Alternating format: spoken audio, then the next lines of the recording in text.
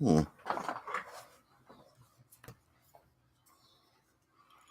Creatives, community, kind folks out there. Hello. I am DBJ. This is RPG with DBJ, and we're doing Tyrion Lannister today. Well, we're not doing him. We are going to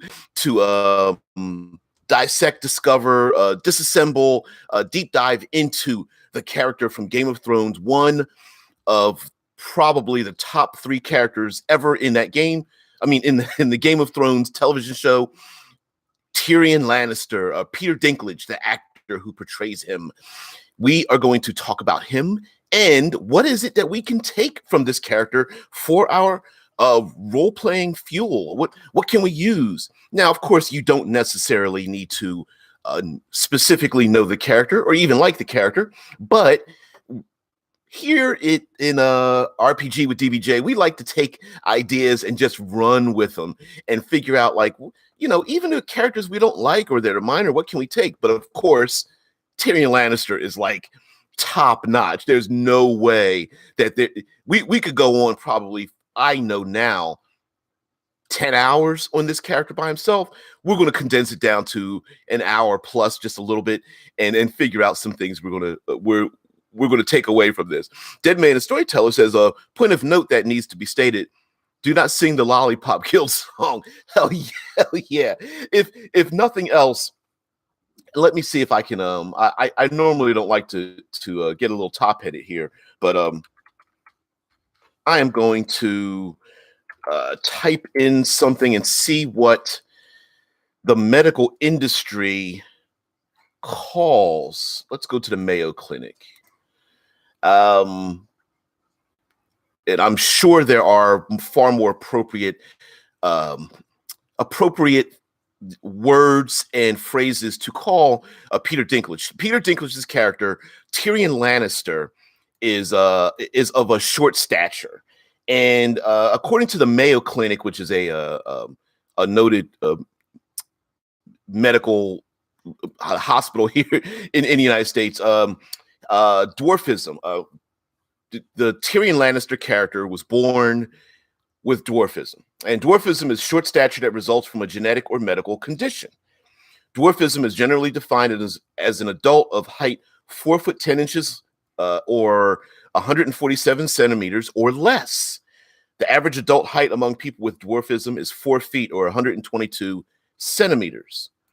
Many different medical conditions cause dwarfism. In general, the disorders are divided into 2 broad categories: disproportionate dwarfism and proportionate dwarfism. Some people prefer the term short stature or little people rather than dwarf or dwarfism.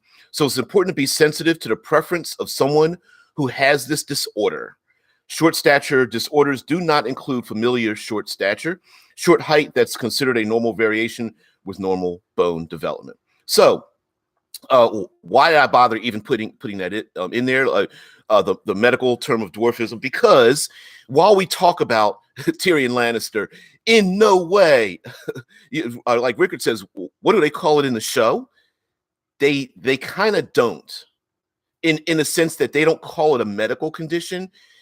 In the show, they really refer to it as like a curse, and historically, in today's world, a lot of the medical conditions we think of today were not called any specific thing. I mean, they were everything from being possessed by evil to being oracles. I mean, medical conditions like epilepsy, dwarfism, albinism, a lot of things. People that are born with deformities of the limbs and brain disorders and things were pretty much cast aside in that society, if not outright hunted and killed or whatever, or sacrificed or what have you. So I say this because while we talk about this, in no way am I trying to disrespect either Peter Dinklage's somewhat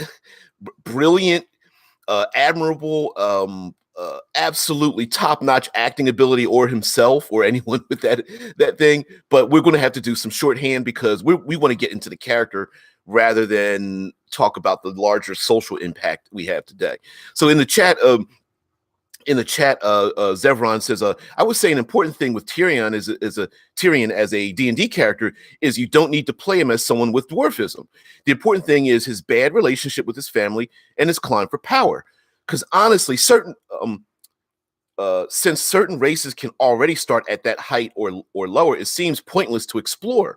And you know what? That's the one thing that I feel I'm so proud of the television producers for both casting the character as having dwarfism and then letting the actor basically rise above it. Because for for me, whenever he's on screen, I'm just like magnetized to his, like, I love to hear what he has to say and what he has to do. And in many ways, he's far larger than his stature would make him appear. You know what I mean? Like personality wise, like, because when he opens his mouth, people listen. Now, of course, he gets in a lot of trouble because his mouth keeps moving. Because what is his phrase? I drink and I know things, right? Sometimes he says things and it's like, what? And then there's other people who pause long enough to look past his stature and are like, dude, you need to be with me. You need to be on my side. You need to teach me things. You need to keep talking so I can listen. And by basically virtue of his voice, he's like a king among men, without having taken a throne. You know what I mean? And I'm glad the television producers didn't dumb him down. Like, I know you guys are already thinking in your head, like, just like Deadman says, like the Lollipop Guild song, like that kind of portrayal has been reinforced in media for so long that it almost took us by surprise to have this, heartfelt individual. I mean, we forgave. This is a dude who choked his ex-girlfriend to death and shot his dad on the toilet, and we're just like, yeah. Okay, so I'm going to get into the chat here, and then I'm going to do a summary of the character because I really didn't do that yet. Rickard says, "Oh yeah, he was referred to as the imp, so the cursed demon angle is definitely there." And we know in regular culture, when people are different than the collective throws some kind of negative connotation on the air quotes minority of the group. And I don't mean racial. I'm talking about the person with blonde hair in a group of people with black hair. You know what I mean? The so-called popular term of the redheaded stepchild, right? Unless you live in a place where everyone's redheaded, in which case I guess they'd be dark or light-haired stepchild, whatever. You understand what I'm saying? Like the smaller group or the smaller person, in terms of their features, their behavior and whatnot, is always cast aside for being different than the group. So, and that's just a popular thing up until today. That's not relegated to the past. That you go to any grade school or high school, and you'll quickly find out the people that are cast aside, right? You know what I mean? So everyone says, like, if you want some distinct thing to cause him to be at odds with people, you could have him be a tiefling in a family of beautiful humans, and questioning how that got there, or a half elf. Yep, that's another thing too. Rickard says, in terms of stats, he's definitely the definition of charisma. Charisma equals beauty. Are you? I don't. I'm going to half argue with you on that. Rickard, says more so in the book than the show, given how they have toned down his facial scars in the show. Oh, it's meaning yes, meaning equals is not like the. Okay, let's do a summary of the character, so that we meaning me, meaning you guys, that all of us who are into the show can describe this character. Okay. Rick says, yeah, is not equal to, yeah, exactly. Yeah, that charisma is not equal to beauty because, right, Sevron says, it's going to say what you just said, Rickard, that in the book, he is heavily scarred. So here's the deal. Tyrion Lannister is one of the three children that we get to see adult at this point in the story of Game of Thrones, to the golden-headed, very rich, noble, powerful family of the Lannisters. His problem? Well, he was born with dwarfism, and at the moment that he was born, the complications caused his mother to die. So there are 3 Lannister children. Of course, 2 of them are, well, sleeping with each other, and they, of course, are beautiful and powerful in their own right. And we have Tyrion, and Tyrion has been able to survive. And by his own words, he has wrapped around himself like armor and embraced his in this world they consider a deformity, calling him the imp and a demon. And he's probably barely 4 feet tall. He has, in the books more so than the television show, because Tyrion is let's be honest, he's a rather attractive dude, facially wise, and on a television show. But in the books, he ends up getting, not only does he not look attractive, he ends up getting facial scars that makes him look even worse. And again, him relegated to the point of being suffering from dwarfism. They call him an imp, and they think he's a joke. And many people think he's rather evil and relate him to like what gremlins or goblins would be in their pop culture because of his height. And so he's learned to survive by using his wits and his words. And actually, they've actually proven that despite all that his father Tyrion actually had him trained in war, in battle and war. So he does have some combat skills, but he knows his own limitations. And so he is the epitome of the Dungeons and Dragons character, the diplomancer, the person who talks their way into, unfortunately, but greatly out of most dangers that he comes across. And Tyrion ends up having a strong sense of self, strong sense of his identity, and a strong sense of what's right and wrong, and ends up exploring the majority of the Westeros world, meeting tons and tons of people, and we get to follow his character along his path of I was going to say enlightenment and redemption, and that's not necessarily it. We follow him on his path of obtaining his rightful place in a society that has cast him aside for so long. So, okay. Rickard says, because let's face it, Tyrion has not dumped static charisma. Hell no. And let's face it, he has to have worked with a game master who's willing to, very much let him use that charisma stat as a weapon of sorts. Definitely we're all sitting back like Tyrion's got to be a bard, right? Not necessarily, but close to it. You know what I mean? Yeah. Zevran pulls up a couple of quotes and says, "Cut off his manhood and feed it to the goats." He says, we don't have a goat." Well, then make do. One of my favorite exchanges with Tyrion.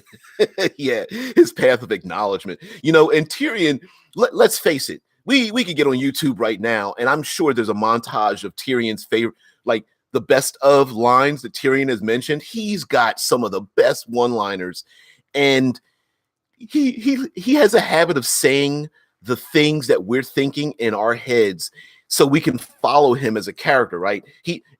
In most mass media, it's great to have a character who says and does the things that we wish we could say at that moment, whether it's polite, polite to say those things or not. And he does that. He's the character that's like, when we're scratching our heads, like, really? He's the one that's drinking, going like, really? Although I would have to classify his drinking in a strange way as I find him, the fact that he drinks is his way of, it's a shield for him, because when he's not drunk, he glows, right? He's power incarnate when it comes to him talking. And I think that's his drinking is him rejecting his responsibility and embracing his his power in a way. That's just my opinion. Rickard says, yeah, Bard would be a good fit, or a high charisma rogue. Yeah, absolutely.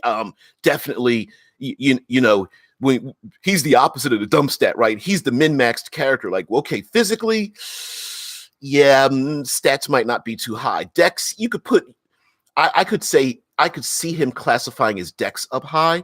I could see him being racially reskinning a halfling, even though being a halfling and being a human with dwarfism is basically the same thing. I mean, halflings, there's nothing that a halfling has that a human being wouldn't have as well if you wanted to do it game stat wise. So yeah, as everyone says, there's a 30-minute compilation video.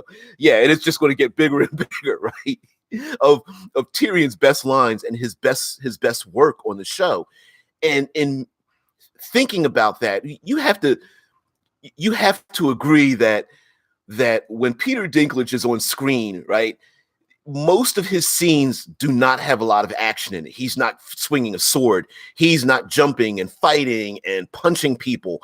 It's just him talking with other people.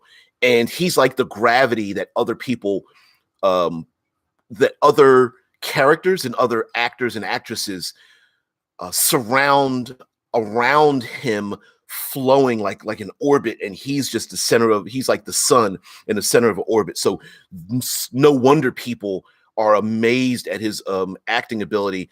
And slow clap for the producers of the show for recognizing that fact.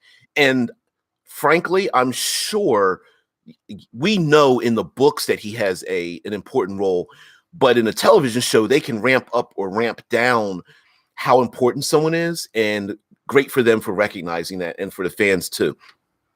So everyone says, as the child who was expected to end up with nothing and suffer for his looks, he had spent his life learning the game and making deals and allies, and defeating his family's allies to gain recognition. Again, and I'm highly against the height thing. It feels kind of disrespectful to the character. And in many ways, right, like, that's an easy go-to, isn't it? And most of the and air quotes bad guys, I suppose, because we're stealing from this, right? Most of your small-minded bad guys in your world are going to go for the height thing. That's just the easy. That's such an easy, and I'm not being funny, low-hanging fruit to make fun of someone like that, right? Like, it's someone with a gap tooth who has a gap tooth in their face, and you go right at it. Oh, look at your gap tooth. It's like, are you that stupid? Even Tyrion himself has circumvented that, talking about people, rolling his eyes, like, really, like, you're gonna go for the height thing, like he hasn't heard it before. You know what I mean? And Zevron says, especially when we literally have half a dwarf race. You know what? You make a point. I mean, literally, we've got halflings, dwarves, and gnomes as a starting point for like short raced beings in our world.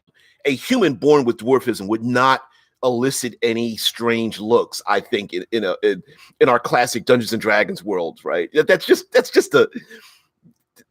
stupid. And also, think about it. Maybe in our, going out doing a metagame thing, there are probably people who have the dwarfism feature who are role playing right now in our gaming groups that we don't know, that are part of our Facebook groups, our Twitter feeds, and things like that. So yeah, no. Now, as far as a bad guy, or the assholes of the world, they're going to go for that, and they're the ones who, I mean, we're going to punch them in the face, right? They're the people that we're going to curb stomp. So could you use that? Sure. Especially if you want to just have them get their ass beat by the other player characters. Because sometimes people just need an ass beating for their ignorance and stupidity. So I think we can use them as just basically a fodder. But I wouldn't go for that as a general, oh, we're going to have conflict with this PC by always referring to his height, because it's stupid. Because again, we have at least 3 races that are probably at least 3/4, if not shorter, of the standard height, and they don't elicit too many jibes and jibs. So, yeah, Rickard says, quote, "Wow, you are the most original and clever person I've ever met. I'm sure you have been praised for your quick wit and brilliant mind many times." Yeah, isn't that a Tyrion line, right? Like, listen, before you start flapping your mouth, like, let me put you in your place, right? His sarcasm is bar none one of the best. I think Tyrion standing next to Bronn, I think, and maybe the Hound, I think the three of them in the same room together would just be a great comedy trio, man. Just the words that they use that come out of their mouths, you just be cracking up. And then the idiots that are like, what? What's he mean? What? You know what I mean? So everyone says a lyric from a fan song by Miracle of Sound really sums up Tyrion. Quote, "No cheekbones chiseled on a feline face, no skill or savvy with a sword. This game we all play is won in wily ways and sly as this littlest lord." I love that. I love that. So, okay, so we know probably, I'm going halfling, probably. They're lucky, they're quick. They are Tyrion's quite often underestimated, and to me, like the luck part of it of a halfling, their ability to dodge in and out of a crowd is also their ability to like kind of be disregarded and underestimated. So definitely that, as well as the fact that Tyrion is also we know we're going to make this individual charisma based, someone who can talk their way out of anything and everything and achieve their goals. Rickard says the Game of Thrones universe would explode if they were all in the same room. The same level of snark would be off the snark. Yeah, like, oh no, the snarky list level, we've got to take it down. One of you guys has to leave the room, and they all look at each other like, like, we're not the problem, you're the problem. Yeah, their snarkiness would just, oh man. One of his weapons is basically taking people down a peg and confusing people with his words. So definitely the vicious mockery, taunt, hellish rebuke type character abilities are definitely going to be this character's repertoire. The charm person, whole person spells that we could reflavor in a way as being like, how to explain this, that they don't necessarily need to be magical, with the air quotes magical, with like lights and spells and chants and things like that, but basically his ability to talk to someone with such, like you said, snarkiness and brilliance and such, to confuse someone and have him just walk out the room, or steal what he wants, or gets what he wants, or in a way charming someone by having them react to his words, and then causing that reaction to have them say or do something that he wants them to do in the first place. Getting someone upset, or getting them to turn against their own ally, or getting them to stomp out the room or something like that. The command spell, basically being manipulated into his words and phrases, and having them drop a key or forget the fact that they had something in their hand or what have you. Zevron says, quote, "How do you want to die?"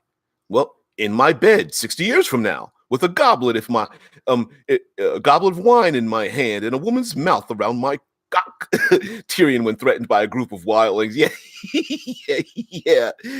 yeah. When sometimes when people say things, his reactions, him reacting to what they say using literal phrases, is just like, well, how do you want to die? Well, I'm 60 years from now, if I have to be honest about it. You know what I mean? It's great, right? Oh, Undo, hey, what's going on there, Undo? Undo says, "I think a Tyrion character in a fantasy world would have to be from an underestimated race, like a kobold or goblin." Well, we even talked about the fact that why not just make him a human? I mean, if you want to directly translate him, he could be a human and just use the halfling traits and whatnot. But like you said, a kobold or a goblin or an underestimated race, but it would be perfectly fine as well. Or even taking away if we take away his short stature race, but having a character with a disability of some sort, and having people underestimate a character with another or different disability, so you can still make the Tyrion character, but give them something like I was saying, born with some a physical deformity, whether in the face or the limbs, albinism, being blind, or whatever the case may be, having some racial feature that's different, like a different hair color or something like that. Sure, does it equate dwarfism? No, but in a world where those things are judged harshly, I could see that having. And like Rickard says, like, I do like the tiefling idea as well. Getting back into the chat, Rickard says, I imagine if you were the one who said something utterly stupid to that group, you wouldn't be able to live that down ever. Right, exactly. Talking about that to the wildlings too, right? And if you're in that player group and you said that, I would just be spitting out my drink all over my D&D books, man. If somebody said that in the group, like, how do you want to die? And the person's like, well, 60 years from now in my bed with a goblet of wine in my hand and a woman's mouth around my you know what I mean? Yeah, as everyone said, it actually endeared him to them. Yeah, you know what? And a lot of the things he said when he met the hill folk, when he met the wildlings, when he meets these people, if you notice, he always, maybe not the first thing he says, but when he reads the room, he reads the crowd, he tends to says the things that they want to hear, or rather, he says the things that nobles don't normally say. And it cracks them up. It's almost like, oh my God, I can't believe this dude just said this to me. Like, I'm just going to have to put my sword away and keep myself from just, you know what I mean, spitting out the grog out of my nose and mouth, you know what I mean? Because this dude is cracking me up or making me think twice about what I'm doing. Because, in many ways, when Tyrion is captured, when Tyrion is threatened, when Tyrion is swords are pointing at him, it doesn't mean they're not threatening him, but his charisma basically prevents them from having violence against him, right? So yeah, that just because someone has a high charisma doesn't make them safe, but it does mean that people will stop and want to continue the conversation. It's the 007 talking to the big bad guy, right? 007's like, hey, wait, don't kill me. He says a few things and a person goes, wait, stop the laser. What did you say again? You know what I mean? That's how charisma works. It's not technically hypnotism. It is, this person is talking, I need to hear more out of their mouth, whether I want to or not. Zevran says, I would find the kobold or goblin in a family of elves and humans that we've been discussing for the past week would be rather interesting.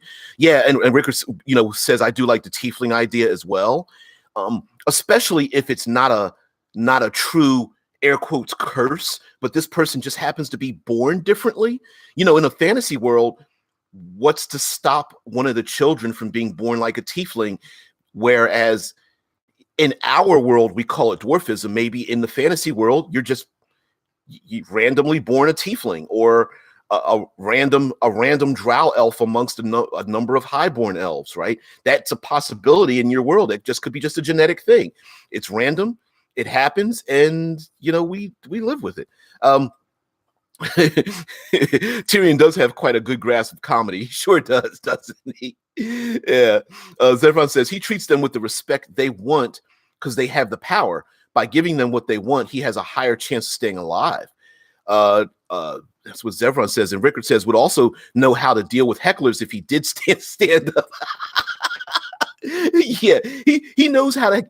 He really does know how to get to pinpoint one person in a group and having the rest of the group turn against that individual.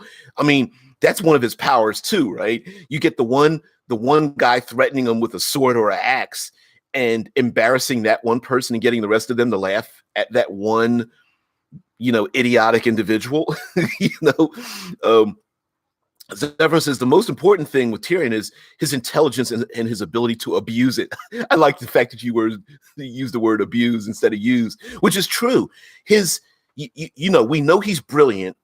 He's, of course, the character was well educated. He's a noble, so he's well educated that way.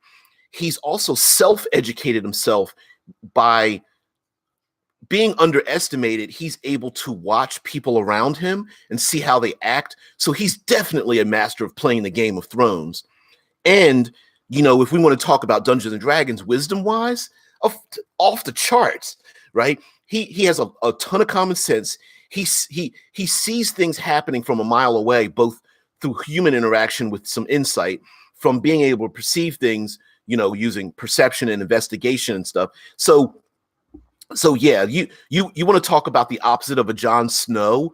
Yeah, this is a Tyrion. He's a min-maxed mental character, if nothing else, and a character who has embraced his physical limitations. So, and of course, when you have the other physical characters, he works excellent in a group. I.e., let's talk about, maybe one day we'll talk about Bronn and whatnot. Kitty, no, don't touch that. No. I see it. Don't touch that. Sorry about that, guys. So, let's see. Sorry, back in the chat. That scene where he tells multiple people different plans to marry off someone to different families to find out who is a spy is Cersei, which is, sorry, guys. Sorry.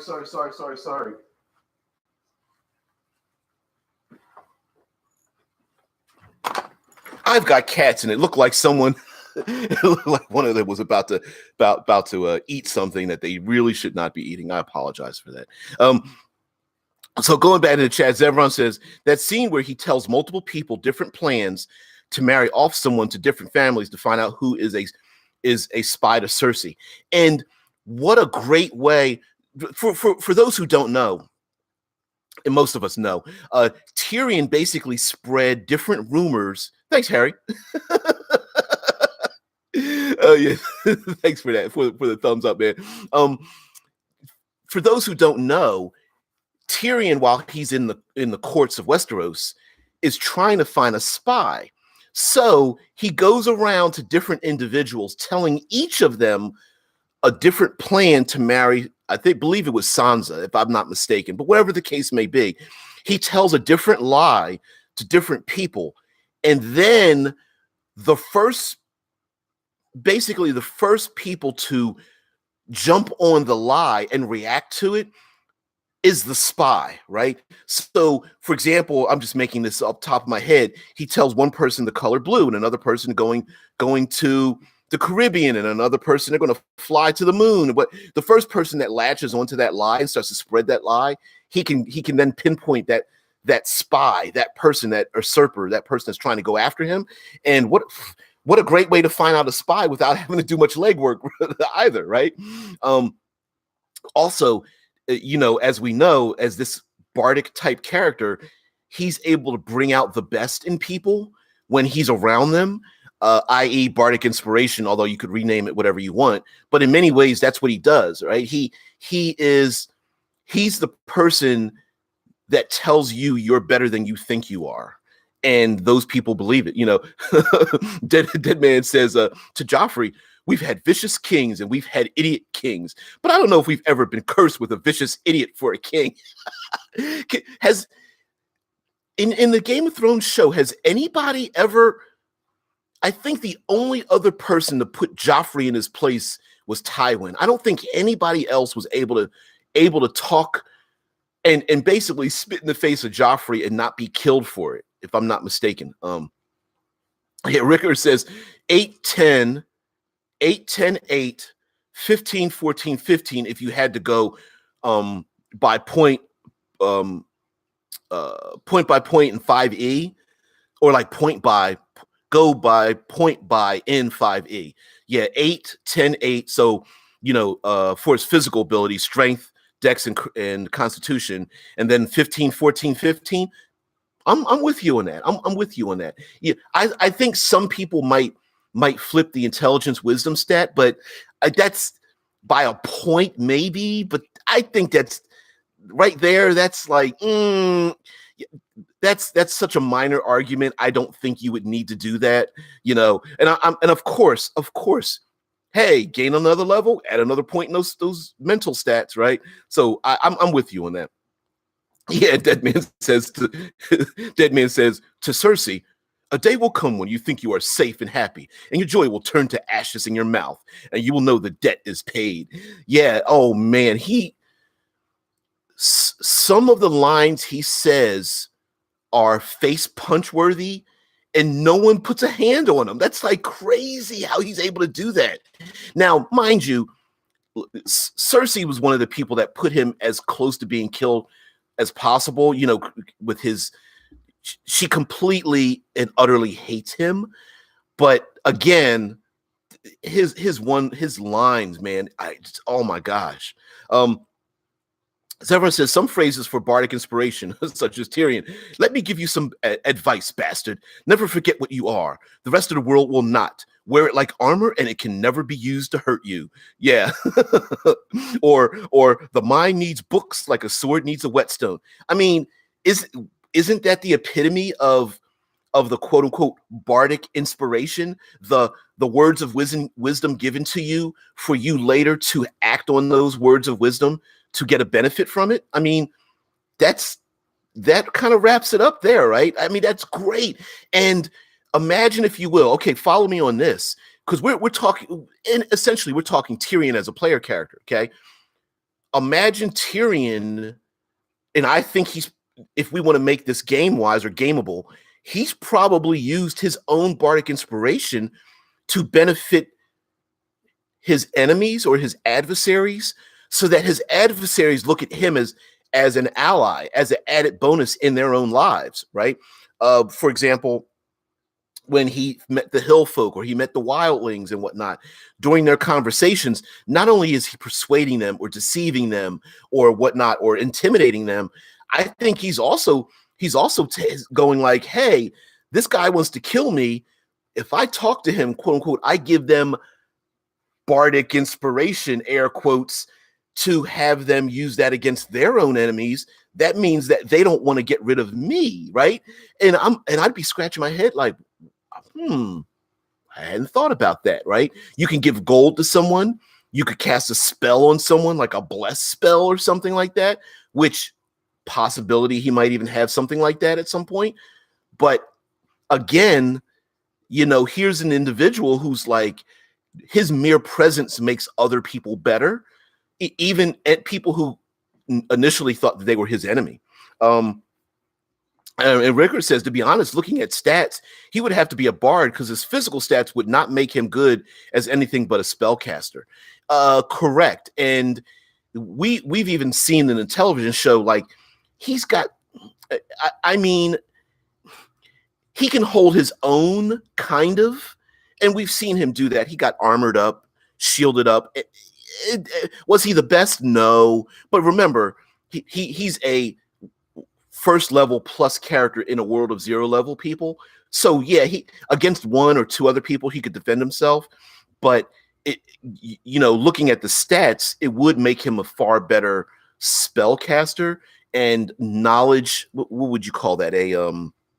A knowledge character, a person who gathers allies and gathers information from disparate, locations and such. I mean, hell, giving him a spy network would make him master of the world. Giving him, like, if you gave him ships or a fleet or an army or something like that, like Dead Man says, a lore master. Oh my goodness. Wow. Yeah, definitely. Harry says wisdom equals not answering your wife if this dress makes me fat. Yeah. Yeah, exactly. Yeah, you can never pin him down with the oh no, she asked me the question.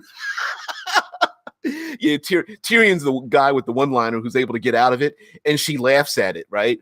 Yeah, you know what I mean? That's funny. That I love that. Zev said, I'd say College of Lore or Whispers, or maybe if you want to go the charm angle, a glamour bard. I would think all of them would fit. Now, mind you, okay, we got to step back a little bit. We're playing ourselves some role playing games here, Dungeons and Dragons or whatever. Very rarely we really get away with playing a character who has no physical skills or stats. So this is definitely a session zero type character, right? This is a character who, or player character who's saying to the game master and the other players at the table, listen, my character is not going to be really effective in a combat. So I want to let you guys know that. You're going to have to let me, you know what I mean, have this conversation up front so that when they get into the situation where they have to cross the frozen lake or, you know, go through the blazing desert or go through the intrepid swamp or navigate the dungeon caverns or dodge out of the way of the dragon breath, there you might need to surround yourself with some other characters who are far more physical, who are willing to expend their resources and abilities to defend him and get him out of trouble. Which, if you take a look at the show, he tends to surround himself with some pretty physically adept individuals. Bronn, Jaime, you know, et cetera, et cetera. Jon Snow and a ton of some of the best and brightest and most capable swords combatants in the world of Westeros and Game of Thrones. So he's not, you know, he's not limited on that fact. And again, what a great, like we talked about Jon Snow, embracing his physical weaknesses enhances the mental titan that he is. And it's not as if he's instead of doing it the other way around, where you have this idea of, well, I'm going to min-max my character and make everyone feel small. In a way, it's the embrace of the small that makes him a bigger character, both literally and metaphorically. Zevron says Titan as a hold on. Tyrion as a villain would be interesting. Perhaps you play his siblings. Your rivalry with him is his spies and cunning plans as he seeks to usurp your power and claim it for his own, which would allow us to use our conquest paladin, bard Cersei, and paladin rogue Jaime. Oh man, yeah. Rickard says Tyrion as a villain would be terrifying, especially if we.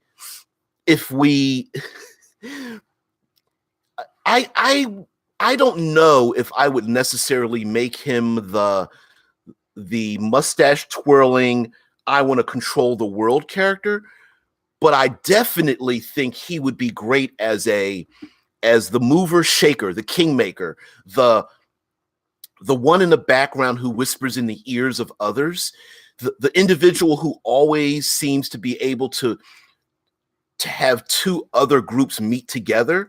You know, he's the guy who gets the lich from one side of the world and the dragon from the yet another part, and the pit fiend from a third part, and get them to work together. And he's in the middle, like, guys, listen, all of you guys want to take over the world. So here's my idea.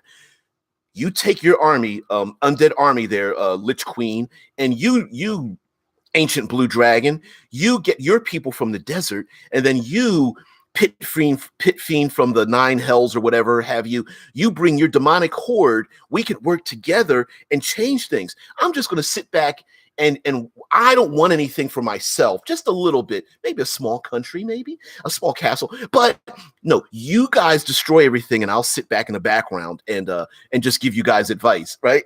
I could imagine that. I don't see him wanting the throne, but I could see him putting someone on a throne that he could easily manipulate if he's the enemy, the bad guy. I could definitely see that. And especially if this Tyrion type NPC isn't evil, they're just trying to manipulate the world for their own ends, if that makes sense. I'll go into it in a minute once I get back into the chat. After I leave the chat. So in the chat, it says, Zevron says, you know, especially if we have wronged him, bringing up the idea of playing the Cersei Jaime ally family / enemy. What an interesting character idea, right? Imagine starting out the game where the player characters are related to him in some way, whether they're truly blood related, their family, they're advisors of him. And as children, teased him brutally, and now the player characters are adults and they're like, you know what, I was really stupid, and almost created their own enemy. Tyrion becomes Tyrion the Tyrant because the player characters did it themselves, and now they're trying to fight in this world of redemption, to like kind of apologize for what they've done, and maybe by their actions prove to like Tyrion the Tyrant that they truly are sorry for the way they treated him. That would be a great story arc to for the players to put themselves in the position of being the bullies first, and then going back and trying to right those wrongs. I could see that very much. Rickard says Tyrion as a villain would be terrifying. If it's a political campaign, nope. Yeah, you might as well just ball up your player character and be like, nah, he wins. But he's the bad guy. Yeah, I know. He's the bad guy. He wins. Ball up your character away. You put your first level. Does it matter? Hell, when I get 20th level Tyrion as a 20th level bard, yeah, no. Yeah, we lost. he's definitely got 18s, 19s, 20s as his mental stats. Oh my goodness. Oh wow. As everyone says, I'd love to see Tyrion have the spell encode thoughts from the Guildmaster's Guide to Ravnica. Yeah. Shout out to Ravnica. Do I have the book nearby? Shout out. Yes, I do. Guildmaster's Guide. And what Tyrion would be an excellent character to play in this setting, dude. Oh man, the world of Ravnica, basically a giant mega city where it's nothing but political machinations and backbiting and assassinations and all. Oh man, like for those who don't know, there is a spell in Ravnica known as encode thoughts, and if I'm not mistaken, because I'm not going to start page flipping right now, you can turn thoughts into a physical object that you can buy, trade, barter with other individuals, and use them as like bargaining chips and bribery and that kind of thing. And I love that idea of basically taking someone's thoughts, turning it into a physical object you can put into your drop it into the bottom of your coin purse and use the blackmail later on. Man, yeah. And not unfortunately, but as a game master, the hard part of game mastering a character like this is not only having the opportunity to talk their way out of and manipulate people with their words,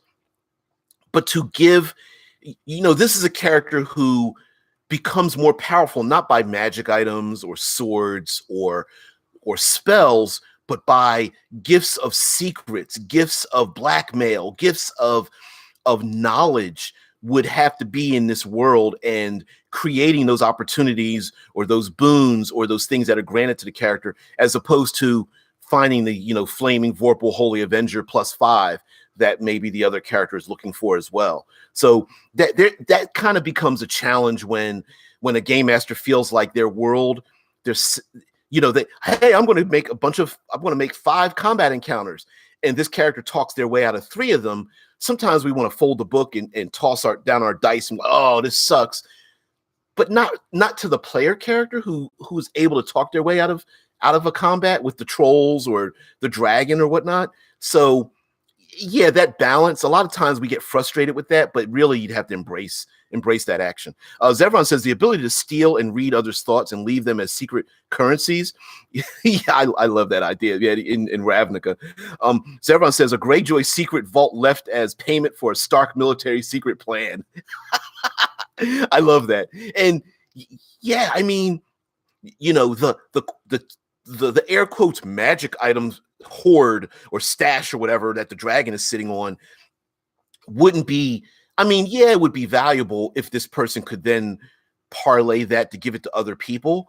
But I mean, walking around with blackmail for kings and queens and petty nobles and powerful houses in the world, I think would be far better served. And if we have to be honest, in the world of Game of Thrones, the majority of the characters, even those with blades and swords and combat abilities, understand the value of talking their way out of situations because the world is so brutal. So yeah, definitely having that. Now, of course, we were talking about Tyrion as an NPC, and I also think that in many ways he makes a great patron, not necessarily warlock patron, although we like to go to our warlocks here in our chats, but also as he makes a great quest giver / foil. So he may not be the evil individual, but he might be manipulating things behind the scenes, making life far more difficult for the player characters, even though he might have his own agenda. Let me give you an example. It could be maybe he's trying to broker a deal with a faraway nation that normally the two nations would be at war. And he's trying to broker a deal to get them to be allies. Well, to get them to be allies, he might need to sacrifice a few pawns to do so. And so in the eyes of the player characters, they might see him sacrificing the safety of a village or giving up of certain secrets that were held dearly to to the countryside, or exiling a certain religious faction in their own country to establish a rapport with an enemy or something like that. And so from the again, perception makes reality. From the outside, the player characters might be like, why is he exiling that religious faction? But really what he's working on are far bigger plans. And Tyrion seems to be a person who, much like his dad, Tywin, has a lot of plans upon plans in his back pocket. Now, mind you, we're following Tyrion, and a lot of that stuff gets thrown away just because of his circumstances. But if he's going to be a big bad evil guy, I could see him having many, many plans, a ton of escape plans, a ton of other allies to call upon so that he's saved while other people are basically left as the scapegoats for his machinations. So I definitely see that as well. Zevron says, I would say Mastermind Rogue would also work well for Tyrion.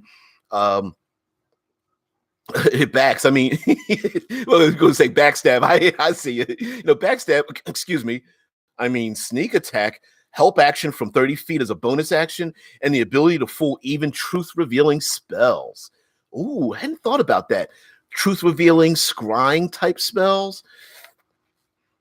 Yeah, I like that.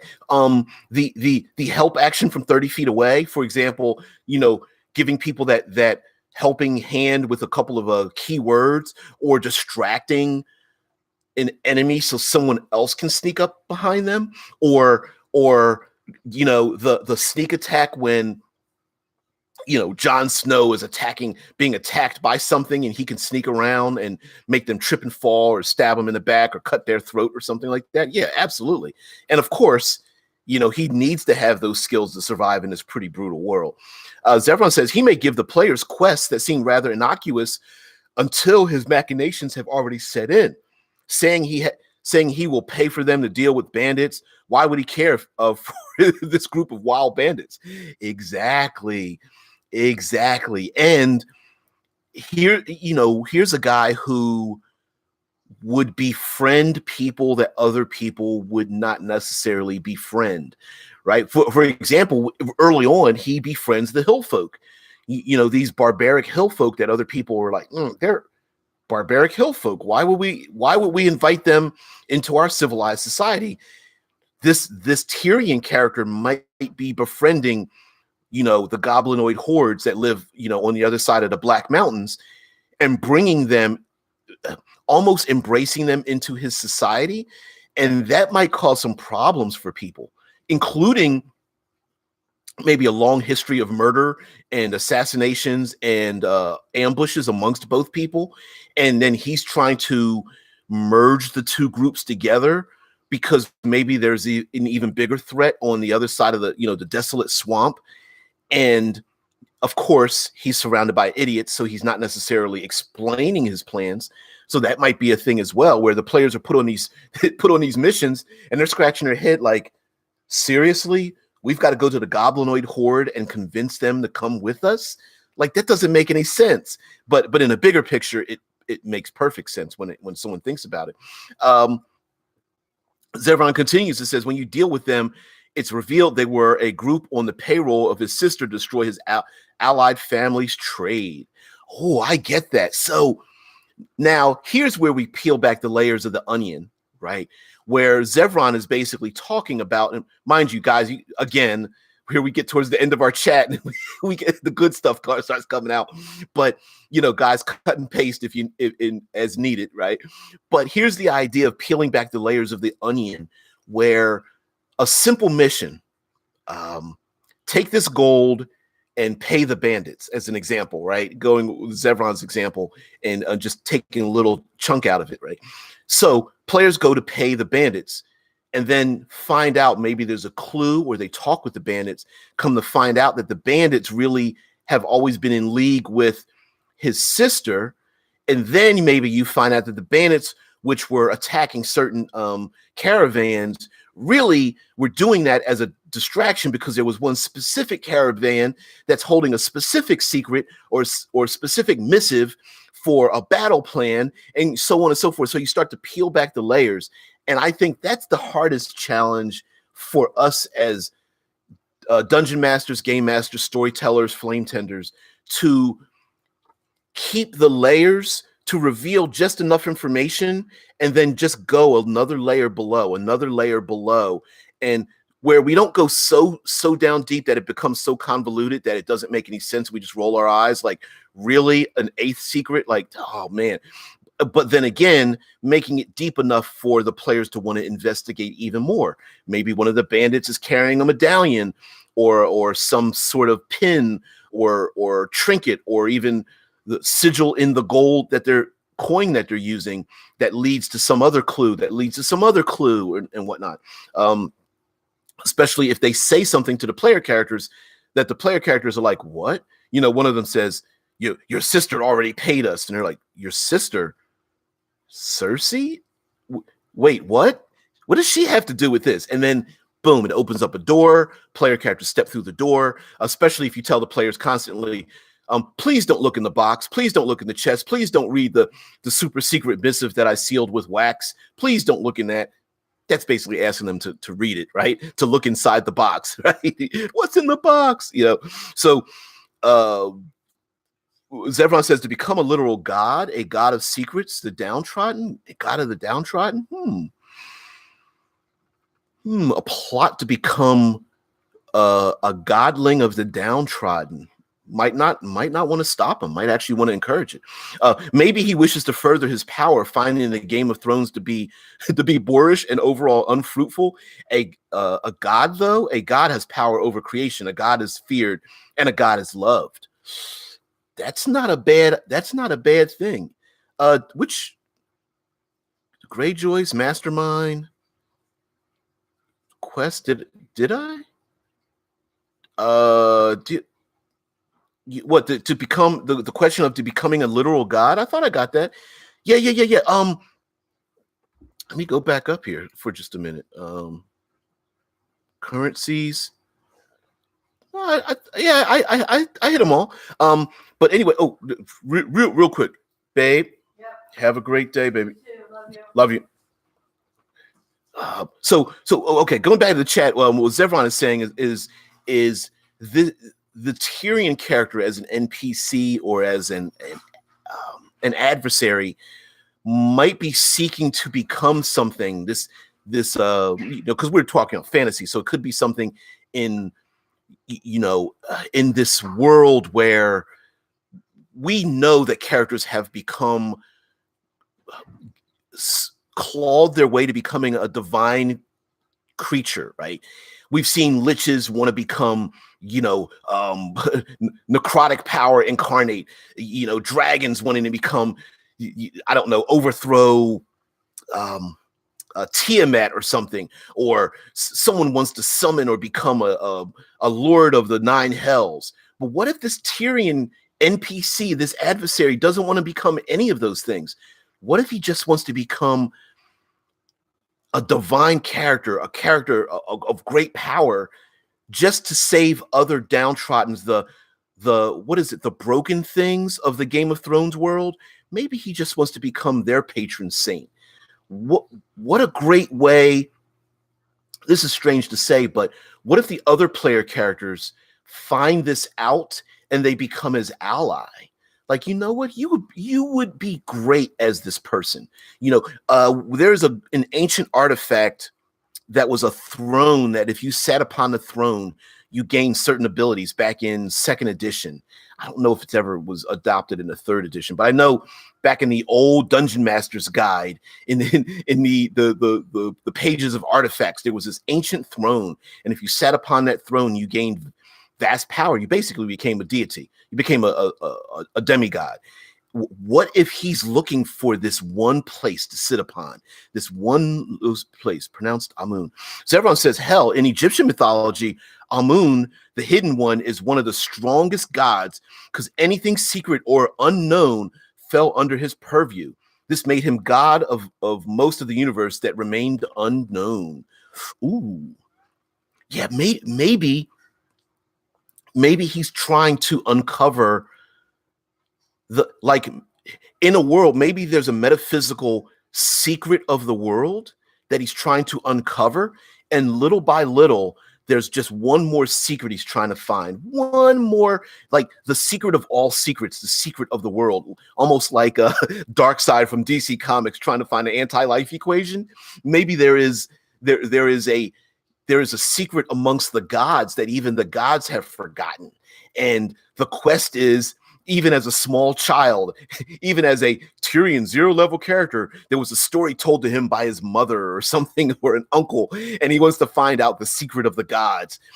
After the new gods have, usurped the old elder gods and created the world, there was a secret that fell to the earth and had been forgotten. And if he can find that secret and read that secret and use that secret to cajole or blackmail or threaten, or bribe his way into the circle of divinity, maybe there's an empty throne amongst the gods, and if only one mortal could find it, and maybe majority of people feel like, hey, if I kill enough people, if I become a warlord, I can attain that throne, and maybe he's going about it a different way. That might be cause for an adventure itself.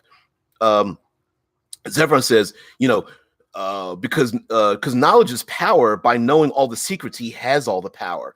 That would be awesome. And maybe the